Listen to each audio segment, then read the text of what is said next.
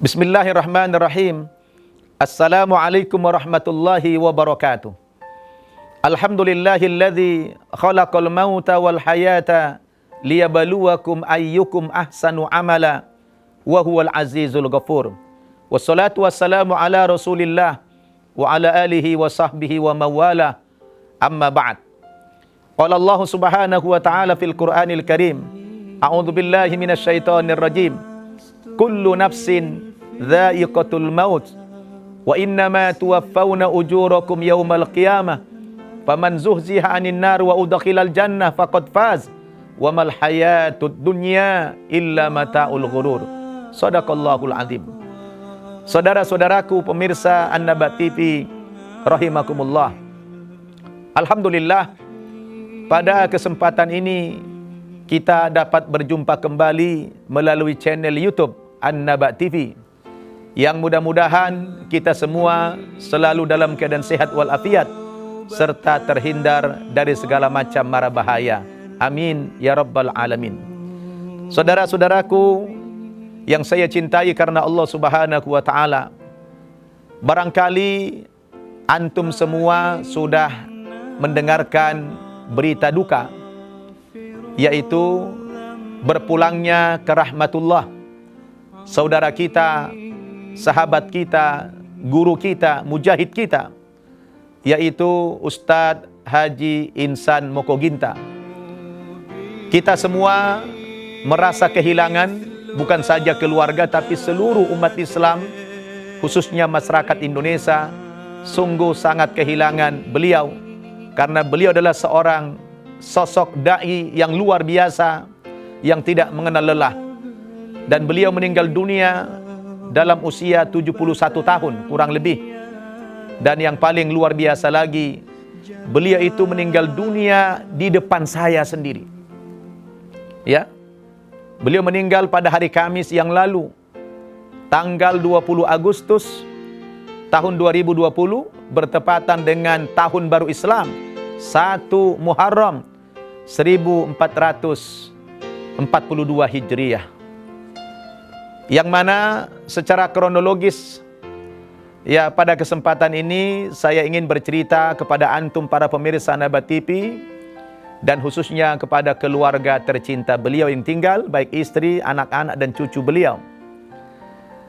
Kronologisnya begini, pada hari Kamis yang lalu tanggal 20 Agustus 2020 itu sekitar jam 2:30 sore, beliau ada teks saya, kirim WA, menanyakan kabar saya. Alhamdulillah saya jawab sehat.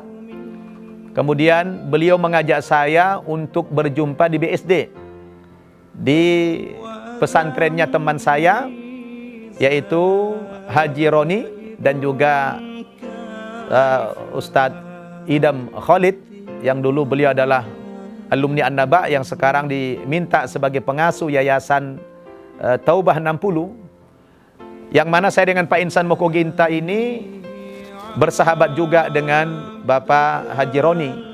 Beliau, Pak Haji Roni, mengundang kami untuk silaturahmi ke tempat beliau bertepatan dengan tahun baru Islam itu.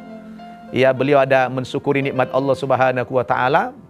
Dan alhamdulillah kita sepakat janjian dengan Pak Insan, kita jumpa di sana sekitar jam 5 sore. Qadarullah beliau agak telat sedikit, tibanya sekitar jam 5:30 sore, sedangkan saya jam 5 tepat sudah tiba di lokasi. Nah, karena tuan rumah membuat acara kecil-kecilan, ya, mensyukuri nikmat Allah Subhanahu wa ta'ala, maka beliau ingin mengadakan sedikit tausiah begitu. Dan akhirnya saya diminta, karena Pak Insan waktu itu belum hadir, saya diminta kultum lah. Alhamdulillah saya kultum sebentar. Kemudian setelah itu saya turun. Tidak lama Pak Insan Mokoginta datang. Saya lihat jamnya waktu itu sekitar jam 5:30 sore, mungkin lewat 5 menit. Lalu saya sambut beliau, ya. Saya sambut beliau. dengan hangat karena memang sudah agak lama saya tidak berjumpa dengan beliau, tapi kalau ya via telepon masih sering, karena saya dengan Pak Insan ini bersahabat sudah cukup lama sekali.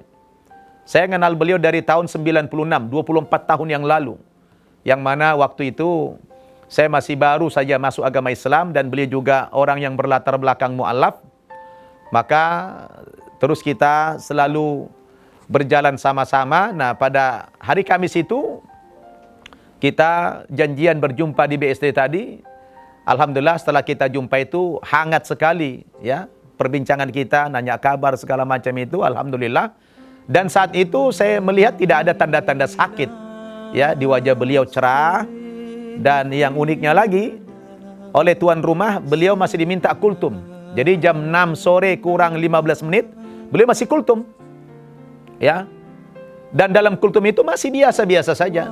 Belum ada tanda-tanda yang mengkhawatirkan begitu, berjalan normal saja. Sampai azan maghrib tiba, kemudian beliau berhenti ceramah. Lagi suasana sedang azan, beliau sempat makan kue, ya, cemilan. Lalu setelah usai azan itu, kita naik ke musola. Kebetulan seperti panggung begitu musolanya, lantai 2. Kita naik sekitar 1 meter untuk melaksanakan sholat maghrib berjamaah. Lalu setelah kita di dalam itu, posisi saya persis di belakang imam. Sedangkan Pak Insan Mokoginta itu letaknya sekitar sama-sama di sop pertama, di sebelah kiri saya adalah menyela 3 orang baru Pak Insan waktu itu.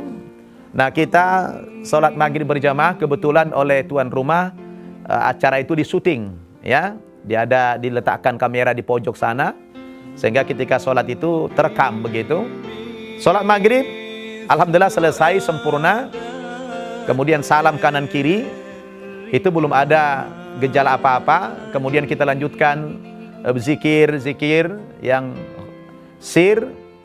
Lalu setelah itu saya melaksanakan sholat sunnah ba'diyah maghrib. Dan Pak Insan Mokoginta juga melaksanakan sholat sunnah ba'diyah maghrib. Nah, saya ketika sholat ba'diyah itu, saya di sini hanya 1 orang di sebelah Pak Jeroni, lalu Pak Insan di sebelah kirinya. Nah, saya sholat maghrib ba'diyah, beliau juga sholat sunnah ba'diyah. Mungkin bacaan beliau lebih cepat dari saya sedikit. Nah, ketika saya sedang sujud terakhir, ya rakaat terakhir itu, beliau sedang sudah dalam keadaan tasyahud akhir. Tiba-tiba Pak Insan itu jatuh, ya, beliau jatuh, langsung pingsan, dan saya baru saja salam. Kemudian suasana sudah gaduh, saya lihat Pak Insan sudah rubuh. Dan saya saksikan dengan mata kepala saya pegang beliau. Dan beliau sempat mengorok 3 kali. Saya dengarkan beliau mengorok 3 kali, mungkin dalam keadaan sakarat begitu.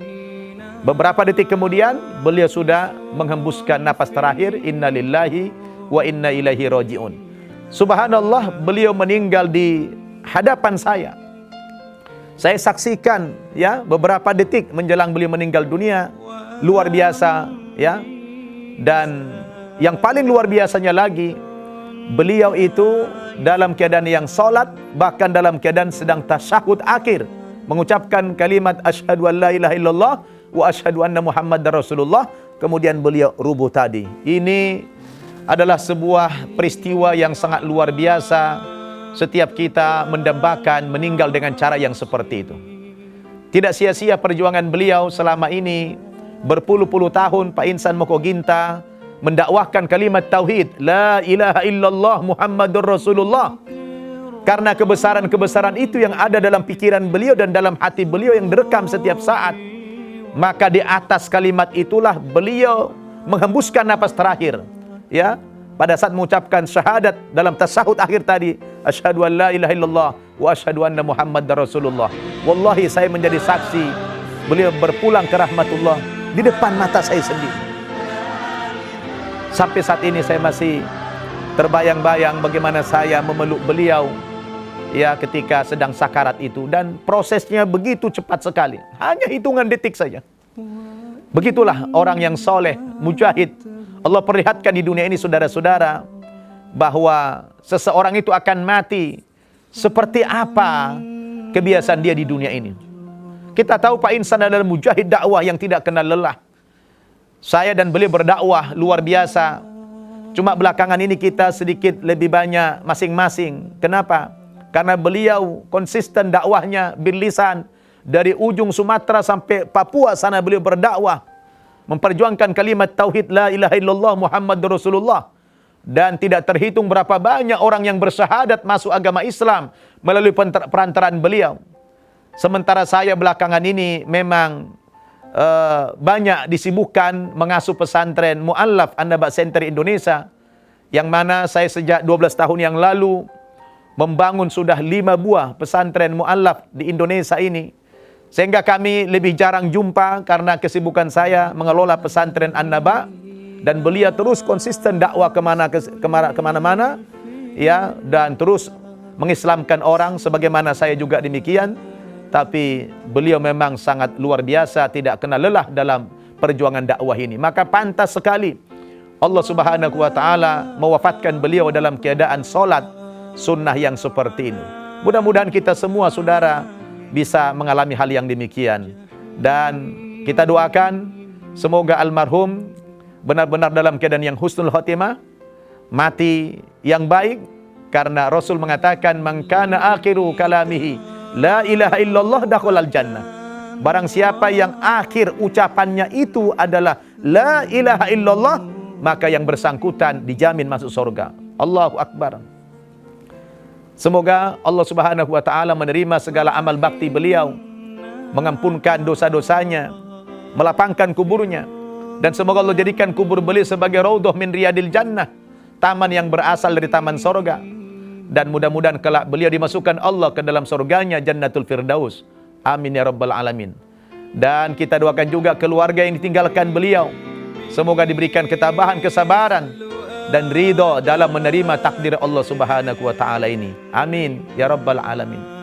Pemirsa An-Naba TV rahimakumullah, karena begitu singkatnya pertemuan kami sudah sekian lama, dan beliau datang ke lokasi itu nyupir sendiri, ya, membawa kendaraan sendiri tanpa supir, kelihatan sehat. Tapi tiba-tiba pertemuan kami yang singkat 30 menit itu, rupanya itulah yang terakhir. Saya lalu teringat dengan ayat Allah dalam surat Luqman ayat 34. A'udzubillahi minasyaitonirrajim. Wa ma tadri nafsun madza taksibu ghadan. Wa ma tadri nafsun bi ayyi ardin tamut. Tidak seorang manusia pun yang tahu apa yang akan dia perbuat, apa yang akan dia kerjakan besok. Tidak ada yang tahu itu. Wa ma tadri nafsun bi ayyi ardin tamut. Dan tidak seorang manusia pun yang tahu di bumi mana dia meninggal dunia. Pak insan datang mengendarai mobil sendiri, kelihatan dia sehat, tidak menampakkan tanda-tanda orang yang sakit. Ternyata di saat itu beliau meninggal dunia, subhanallah, dan meninggalnya sangat indah sekali dalam keadaan yang salat. Allahu Akbar. Oleh karena itulah pemirsa An-Naba TV rahimakumullah, kepergian almarhum ini banyak ibrah, banyak pelajaran yang saya dapatkan dan kita semua dapatkan. Betapa benar janji Allah Subhanahu wa taala, apa yang menjadi kebiasaan orang di masa hidupnya, begitulah dia matinya. Beliau biasa ya mentalkinkan la ilaha illallah Muhammadur Rasulullah kepada manusia, terutama yang belum beriman kepada Islam. Dan di atas itulah beliau meninggal dunia. Subhanallah, wallahu akbar. Oleh karena itu, marilah kita saudara-saudara mengambil pelajaran dari kepergian beliau yang tiba-tiba ini. Ya, bagaimana kalau hal itu menimpa kita, dan dalam keadaan seperti apa kita meninggalnya. Beliau sungguh beruntung sekali. Maka pada kesempatan ini saya ingin membacakan beberapa bait syair yang diungkapkan oleh para penyair. Di antaranya ada seorang penyair mengatakan begini: tazawwadu minat taqwa fa innaka la tadri idza janna al-lail hal ta'isu ilal fajr. Penyair mengatakan, persiapkanlah bekal takwa, karena sesungguhnya engkau tidak tahu apabila malam telah tiba, apakah engkau besok fajar masih bisa hidup. Ini syair luar biasa mengingatkan kita Kemudian wa kam min sahihin mata min ghairi illah wa kam min alilin asha hinan minad dahr. Betapa banyak orang yang sehat fisiknya tapi tiba-tiba dia meninggal dunia. Dan betapa banyak orang yang sudah sakit-sakit ternyata masih panjang umurnya. Pak Insan adalah salah satu contoh ibrah kepada kita, dan beliau kesannya mendadak, tapi mendadaknya yang luar biasa dalam keadaan yang sangat indah. Semoga Allah Subhanahu wa taala menerima beliau di sisinya dan menggantikan pejuang-pejuang dakwah yang lebih baik lagi daripada beliau. Karena mencari sosok dai pejuang dakwah seperti beliau itu tidak mudah, saudara. Karena pola dakwah beliau dan saya pribadi juga adalah kita banyak dakwah kepada orang-orang yang belum mengenal agama Islam. Kalau berdakwah di lingkungan orang Islam sudah banyak ustadznya, banyak ulama. Tapi tidak banyak tokoh, tidak banyak ulama, tidak banyak dai yang bisa berdakwah kepada orang-orang non-muslim. Kecuali orang-orang yang punya latar belakang ya mu'allaf seperti kami-kami ini. Maka sungguh kita semua merasa kehilangan. Bukan saja keluarga tadi, tapi kita semua umat Islam kehilangan. Mudah-mudahan secepatnya ada pengganti beliau yang lebih baik di tanah air kita, sehingga agama Islam tetap sampai kepada saudara-saudara kita yang belum mengenal agama Islam ini. Demikianlah kata-kata bela sungkawa dari saya pribadi, Ustadz Nababan, baik sebagai pribadi maupun sebagai pimpinan pesantren Mu'allaf An-Naba Center Indonesia, dan sebagai sahabat akrab, sahabat karib dari almarhum Ustadz Haji Insan LS Mokoginta, yang saya sampai hari ini masih terngiang-ngiang, masih terbayang-bayang bagaimana beliau menghembuskan napas terakhirnya di hadapan saya. Semoga saya juga suatu saat kelak bisa seperti beliau menghadap Allah dalam keadaan yang ibadah kepada Allah Subhanahu wa taala. Demikian, mudah-mudahan dari kata-kata takziah ini bisa menenangkan, bisa memberikan sedikit pencerahan kepada keluarga beliau agar mereka semuanya ridho menerima takdir Allah Subhanahu wa taala. Amin ya rabbal alamin. Saya tutup dengan doa kafaratul majlis. Subhanakallahumma bihamdika asyhadu an la ilaha illa anta astaghfiruka wa atubu ilaik. Wassalamualaikum warahmatullahi wabarakatuh. Kita disuruh takwa kepada Allah dan taat kepadanya, pada Nabi Isa. Kenapa kita tidak taat kepada Nabi Isa? Kenapa justru kita taat kepada Nabi Muhammad?